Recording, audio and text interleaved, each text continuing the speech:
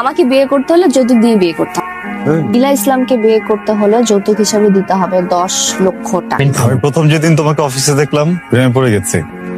আচ্ছা, কিন্তু আমার মনে হয় বিয়ের ব্যাপারটা না আগাই, এতগুলো টাকা আপনার পক্ষে ম্যানেজ করা আসলে অসম্ভব। টাকা জোগাড়ের ব্যবস্থা আমি করে ফেলেছি, আপনি প্লিজ এখন বিয়েটা ভেঙেন না। তুমি এসেছো আরিফে? এত দেরি করলে কেন? সরি। আমি তোমাকে নিয়ে মেঘের দেশে চলে যাব। তুমি কি আমাকে ভালোবাসো নীলা? আমি তোমাকে ভালোবাসি আরিফিন। আমিও তোমাকে অনেক ভালোবাসি। এই আরিফিন, আরে বাবা উঠ না। উফ, এই অফিসে যাওয়া লাগবে না?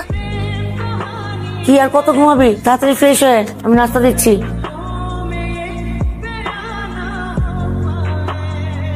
তো ব্যাপারটা কি বলতো? তুই বিয়ে শাদী আসলেই করি না? আমি ওদেরকে কি বলবো? কাদেরকে বলো? তোর চাচাকে। তাদেরকে যা বলার আমি তো বলছি। আমরা যে সমাজে বসবাস করি সেখানে কেউ কাউকে যৌতুক দেয় না, এ পক্ষ ছেলেকে গিফট করে। এটাতে আমার আপত্তি বাবা, আমি এটার প্রতিবাদ জানাই। আর প্রতিবাদ স্বরূপ আমি যৌতুক দিব না, যৌতুক নিব। কিন্তু মা, কে রাজি হবে? রাজি না হলে না হবে বাবা। আমার দেখা থেকে অন্য মেয়েরাও যৌতুক না শুরু করবে, তখন বুঝবে। আমার অফিসে দেরি হয়ে যাচ্ছে, আমি যাই। ছেলেটা কিন্তু 6টার সময় আসবে, ওর সাথে দেখা করবি, সুন্দরভাবে কথা বলবি।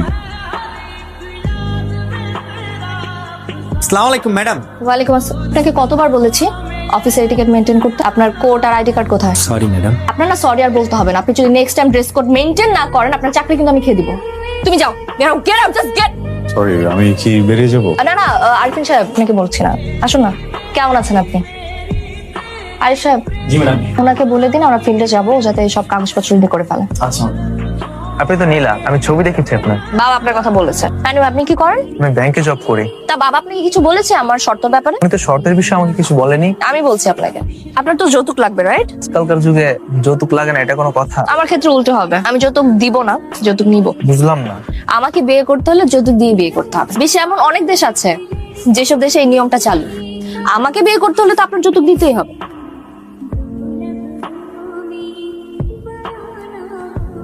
তোকে যে হোয়াটসঅ্যাপে কিছু ছবি পাঠিয়েছি দেখেছিস? না। এখনই দেখ, দেখে আমাকে জানা কোনটা পছন্দ। আচ্ছা। তোর কি কোনো মেয়ে পছন্দ আছে? হ্যাঁ হ্যাঁ হ্যাঁ, ছবি পাঠিয়েছো, ওইটা তো দেখেছি। তুমি যাও, একা একা দেখি। তাড়াতাড়ি দেখে আমাকে জানা। আর এটা হচ্ছে আমাদের খামার বাড়ি, আর এটা হচ্ছে পুকুর বাড়ি আমাদের কাছে। একটা মিনিট।